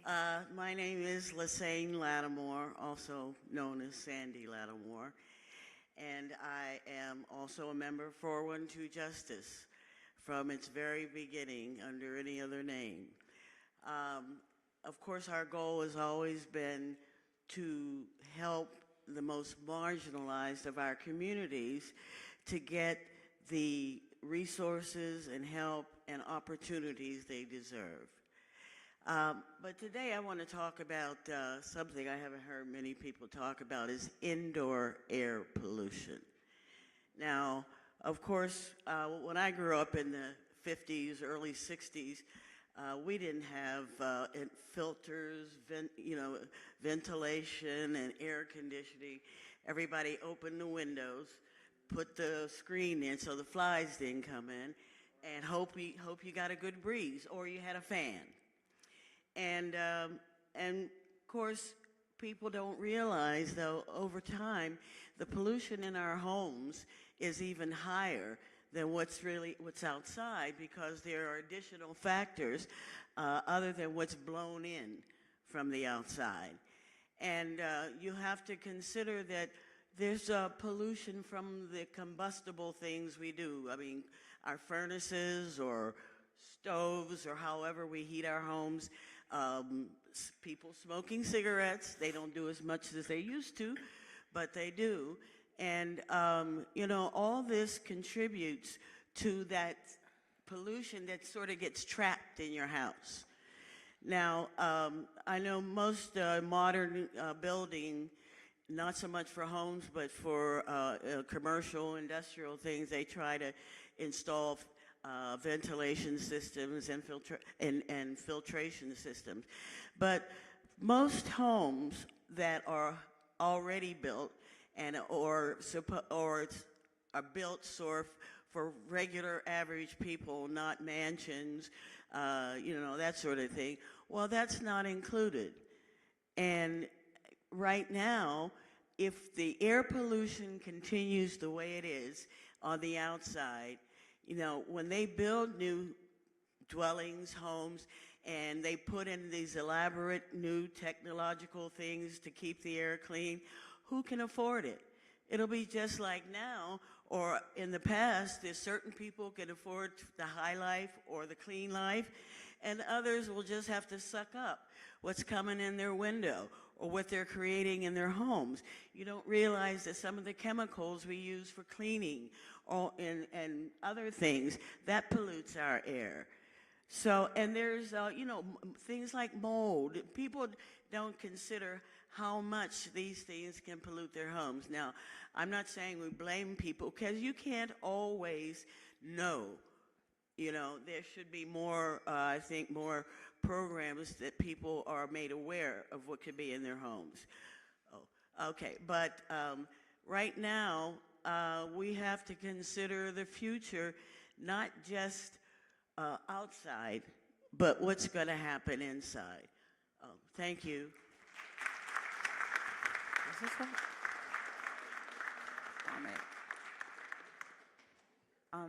Thank you, Ms. Sandy, for bringing that up, because we do talk a lot about outdoor air pollution, and we don't talk enough about indoor. I went through a program through Raucus, who does an indoor air monitoring cohort for residents, and they provide you with the monitors, and you get to see through graphs how your air pollution was. And I thought that I was going to get a lot of outdoor air pollution stats that matched indoor, but I didn't consider the fact that I have a gas stove in my home. And every time I went to go cook, those numbers skyrocketed. And it led me to actually buy a very large electric oven, which changed a lot on how I was breathing in my home. But then I begged the question of, you know, if my home inside is polluted and outside is polluted, where do I get clean air?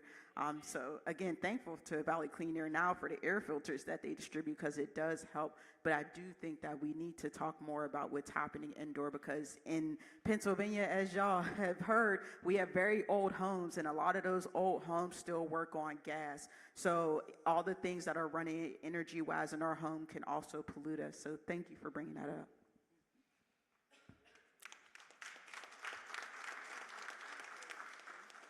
And last, but certainly not least, we have Miracle Jones.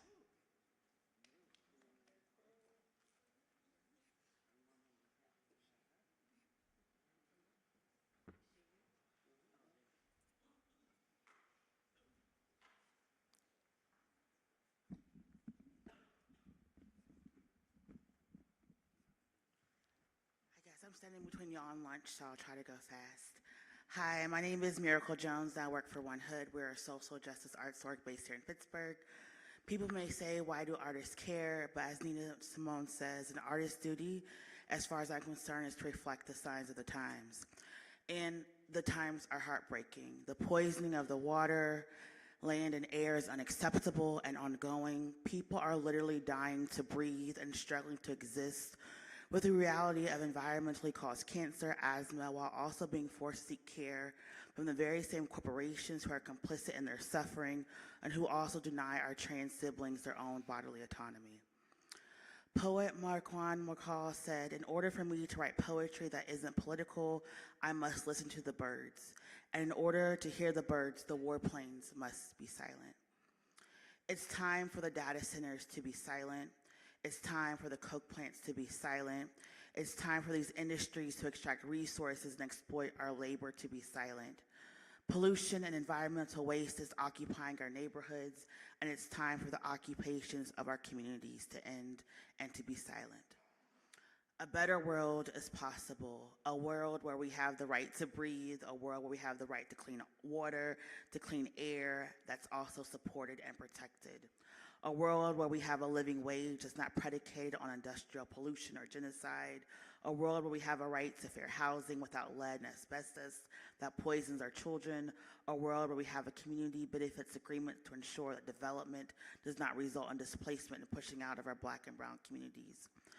I dream of a world where you can look outside and look at the sky and be sure that the peak clouds are actually pink clouds and not another example or evidence of another chemical explosion that has happened. I dream of a world where our kids can go outside and play and not fall down because they're having asthma attacks. Where I can knock on doors to ask people what they care about and not have to ask them why at 30 and 20 years old are they being diagnosed with cancer. A better world is possible, but only if we make it.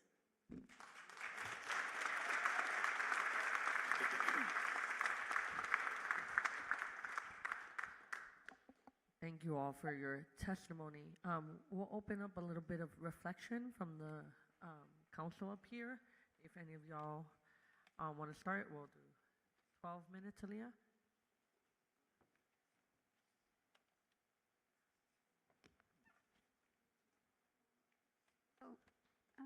As I mentioned, I'm from Puerto Rico, and if you've been watching the news, you may have seen that there's a huge military buildup in the Caribbean, and Puerto Rico traditionally has been a U.S. base for military activity.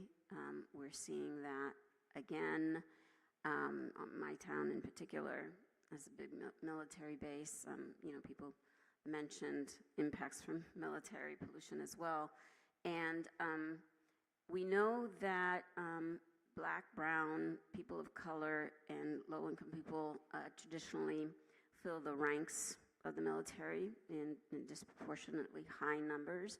And I just want to call attention to the fact that there's an imminent threat by the Trump administration to start a war against Venezuela, maybe other South American countries as well, and create awareness.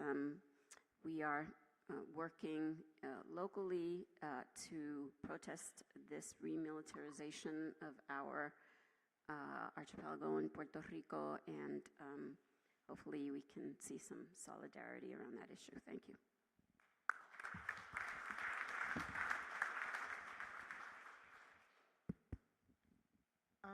Good afternoon, everyone, or still morning, I suspect.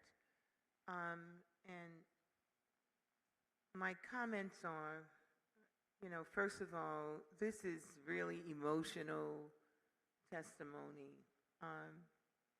none of which I have not heard before. None. When I first began this work in Louisiana, going up and down the Mississippi River Chemical Corridor, the stories were similar. The earth was dying. The small fish were disappearing. The moss on the tree was dying. People who did hunting could no longer find small animals like rabbits. So the earth was dying. The people were dying. They were inundated with numerous chemicals. They had rare cancers.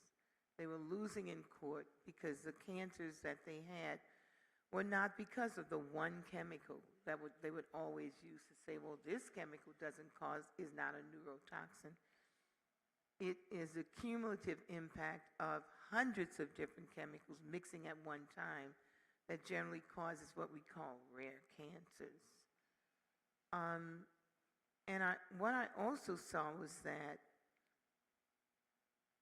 the impacts and the effects of all of these chemicals were spreading throughout the whole chemical corridor. It started in one place, but then it just keeps moving. And after many years, I realized it's not just Louisiana, it was Alabama, it was Georgia, it was Texas, then it was California, then it was South Africa.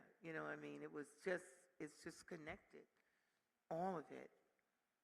And I think that the movement that we need to have now is one where we recognize the connectivity of all of this, because you fight one industry in one place, it just pops up someplace else and affects another community.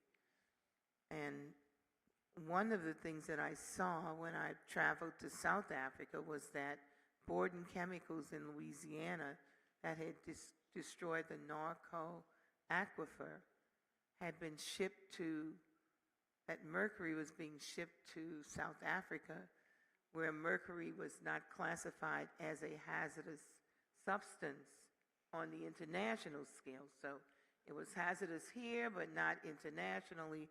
So they shipped it out, and I met the tribe that was being impacted, a company called Thor Chemical. When you can draw a straight line from pollution in your small Louisiana town all the way to South Africa to a company there, and you watch a whole village that was dying from mercury poisoning.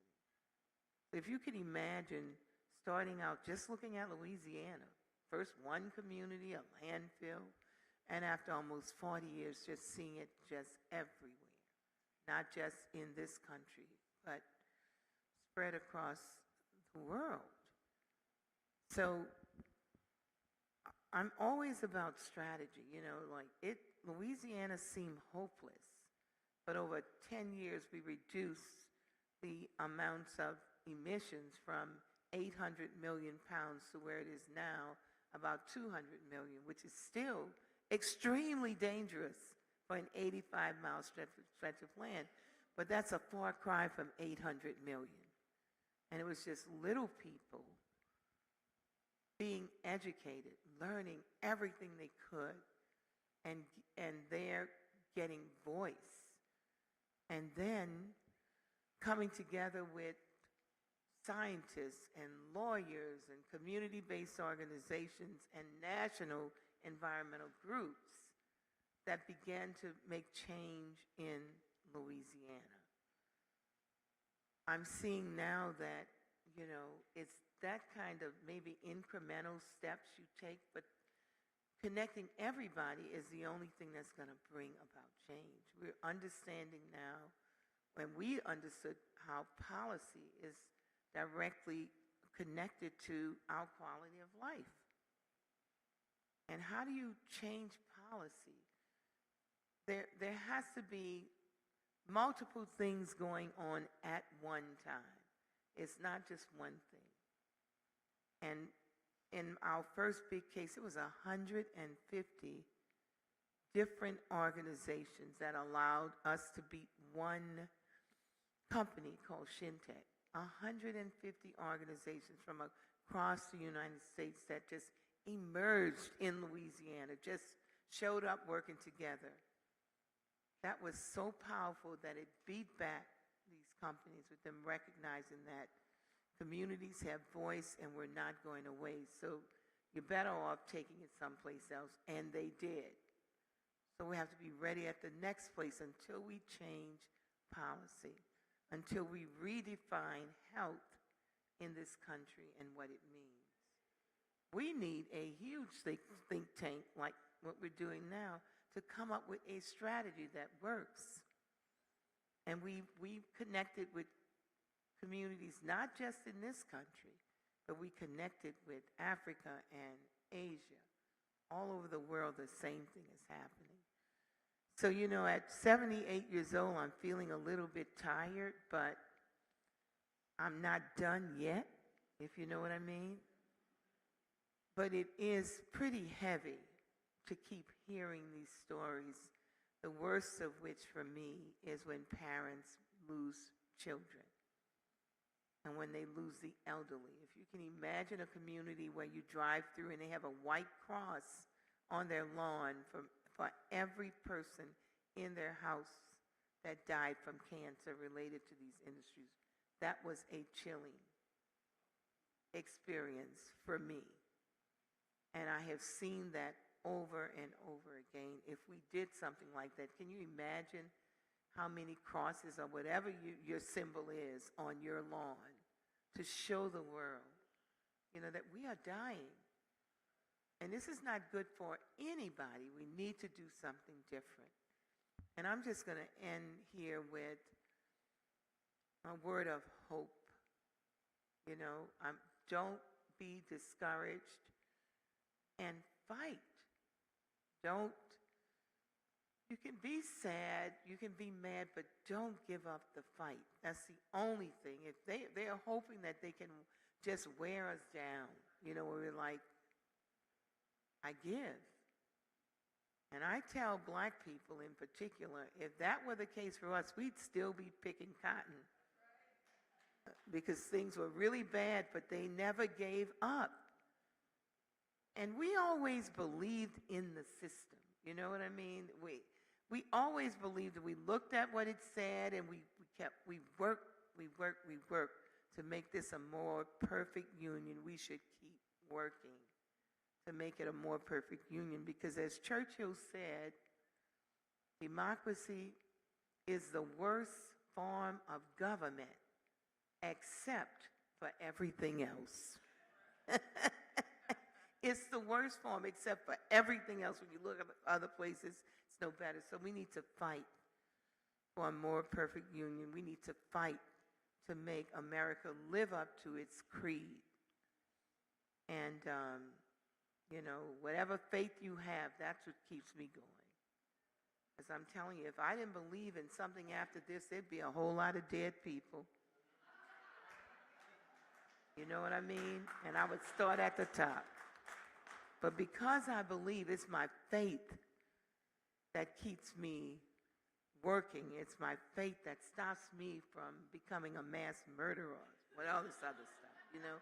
You need something to be able to hold you together when you're angry. Like, it's my faith. So I don't know what yours is, what keeps you human, to remain human in the midst of things that are inhumane is a difficult thing to do. But we must do that so that people can come behind us and we can continue to live on this good earth.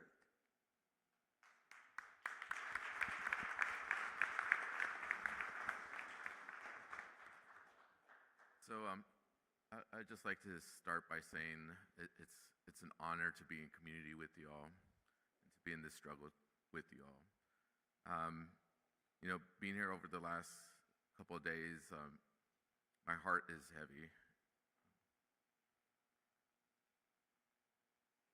But I also have hope.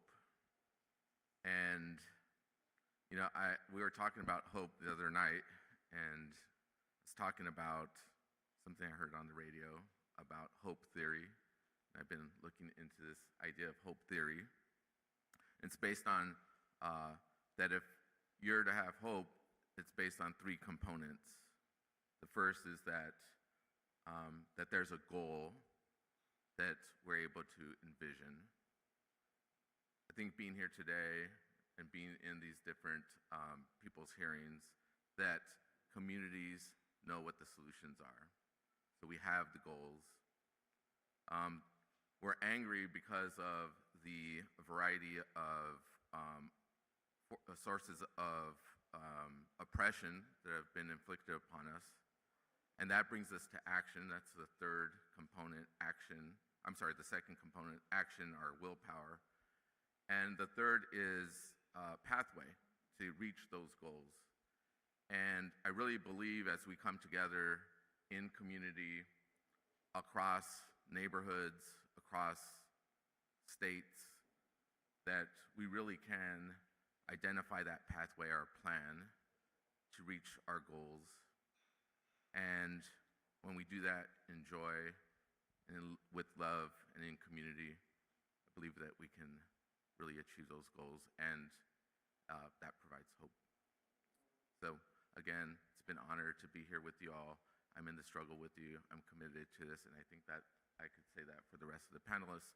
And I see that in your voices, in your testimony, and just being in community with you. So thank you.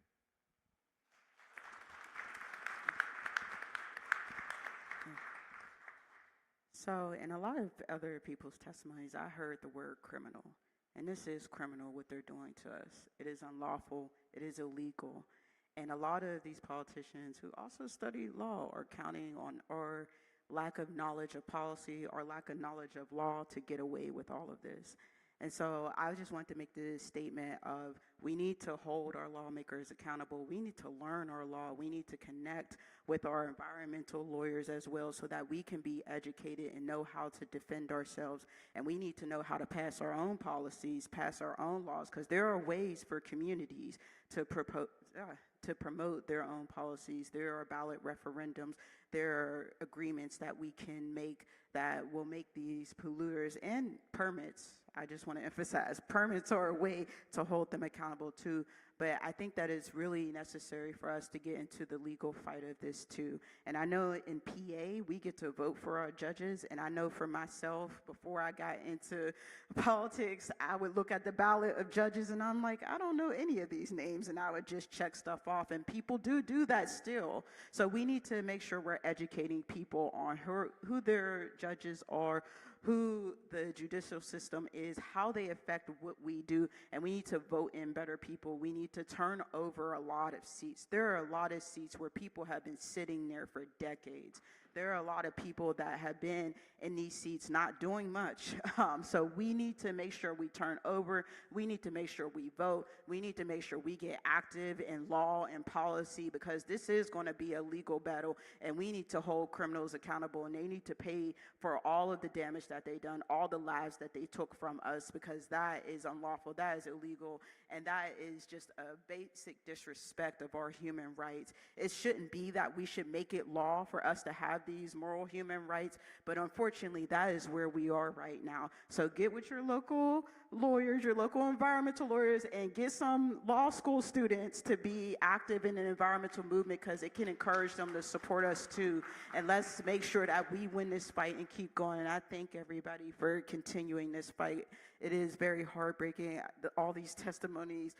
I didn't know, like, I know what happens here, but seeing how widespread it is, how harmful it is all across this nation is heartbreaking, and we can't let them get away with this, so let's continue to fight.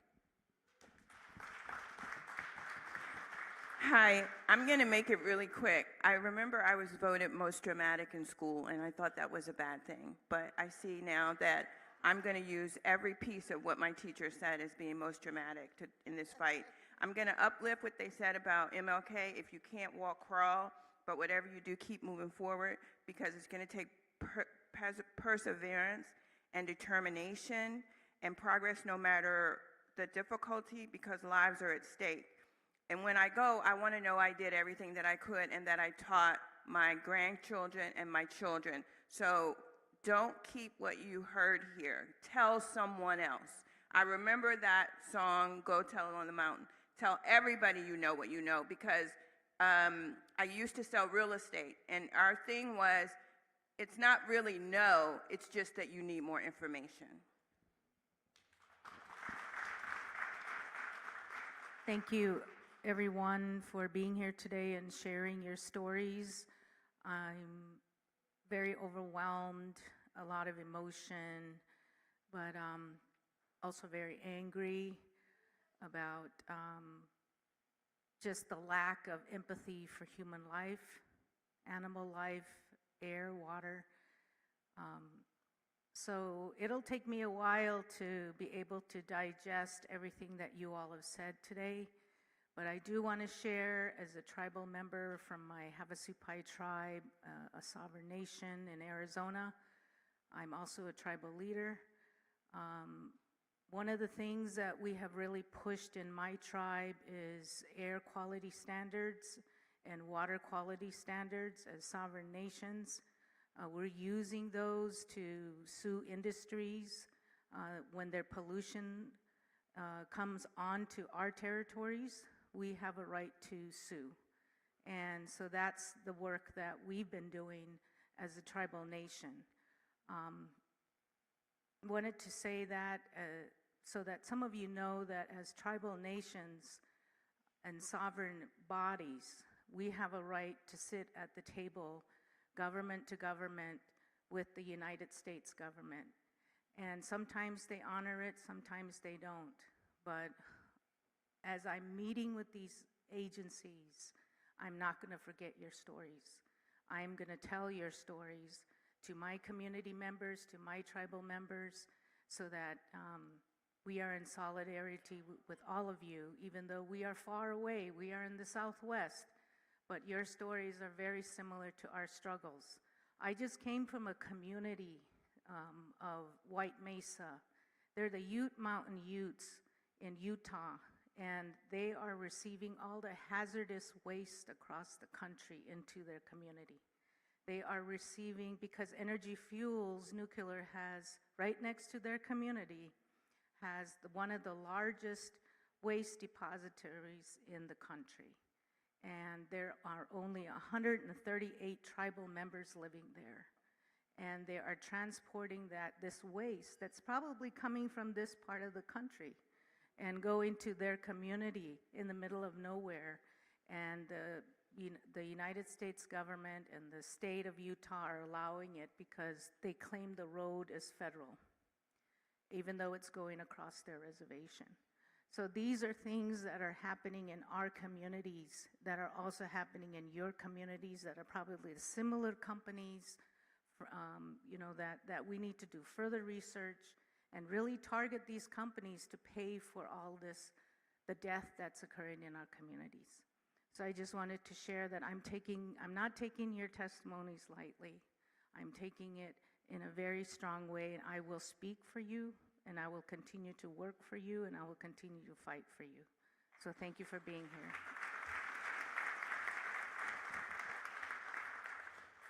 Thank you. I also want to share gratitude, and it's been very powerful 2 days of listening to all of you and your stories. I come from community organizing. I did organizing on public housing, on workers' rights, immigrants' rights, and environmental justice. And recently, I was appointed to be the Undersecretary of Environmental Justice and Equity in Massachusetts. And I have a bit of a different angle now, a different sort of view of how sort of the channel in which I'm looking at things. And one thing I've noticed is just how powerful these things are, not just for our communities, but for the record. We have to keep telling our stories. We have to keep testifying. Even though you may feel like people are not listening, people are listening. They are reading those comments. And not everyone is doing what we are asking them to do, but people are listening. You have to keep the pressure. Keep doing what you're doing. It works. And I'll just end with a quote from Coretta Scott King, which I always carry with me. I have a sticky note on my computer. Struggle is a never-ending process. Freedom is never really won. You earn it and win it in every generation. Thank you.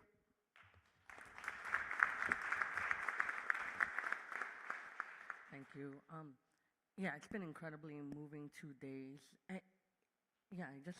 You keep hearing the testimonies, and I just want to be clear. We're putting all the stories on the record, and there's more to come. Being here and being able to witness each other's humanity, I fundamentally believe that creates a responsibility in each of us when we sit and listen to someone else and their problems, when we are in a room and we have to connect. I hope that, we still have some time left here today, that you continue to push, because for me, it's an elephant in the room, right? I heard white communities and Black communities in similar struggle, but I know that the system teaches us that we have it the worst, and I know in my community that's being kidnapped and have raids happening in our communities and families being ripped apart, a lot of folks think they have it the worst, and so all of us without pain feel like it's unique and the deepest. And it is not a competition. It's not an award anyone needs to win about who has it the worst. It's a bad situation right now, and I think it is hopefully reaching its peak because we need to have more of these cross dialogues, of building bridges. So I will hold that. What was told to me, I hope it's true, that Pittsburgh has the most bridges per capita. So it is fitting that we would be here with communities that have been taught to be separate. And I don't care what you believe in politically. I just know that what everyone in this room is going through is unacceptable. So as we collect these testimonies, I'm really going to rely, and I'll bring attention again to the team from Tishman, the Tishman Environment and Design Center at the New School, and the Earth Justice team. They're in the corner, so I am bringing your attention to them. They are recording the testimony, right? They're going to be codifying. They're helping us create reports that we're going to reflect back to all of y'all. It's happened after every hearing. Every hearing is changing that report so that we're incorporating what comes out and hopefully, starting to get on a same or similar page, right? We cannot fight every single thing, but we can find the commonalities and start somewhere. And it doesn't mean give up your fight, but it does mean let's get on the same page and start moving towards a package of bills, a package of regulations that we all push from the different corners of our country. Because nothing will happen unless it's seated locally. It has to happen from the ground up. And so what's been beautiful is we've seen local council folks, right? Local county, local state, then we had a congresswoman here. That is so many levels of government. And unfortunately, each level of government requires our engagement, and that can be exhausting. It is not exhausting when we do it together. You know, but if we each keep fighting for our one particular issue in our particular town, that's how nothing happens because it's easy. It's too overwhelming for them too, right? So let's try to figure out how we get on the same page. We're committed here to our continued engagement with all of you as we keep having these hearings to continue communicating back to every stop that we've been in and keep bringing you into the fight. So I want to thank my colleagues up here because it's a lot to sit at the front and feel the weight of it, but I do want to acknowledge it is not just our weight, it is a shared weight, right? But right now what we're going to do is we're going to give about 15 to 20 minutes. There is an art build for our wonderful partners at 412 Justice.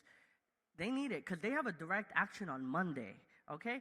So if we could, you know, part of the hope was that we leave something here for the local host.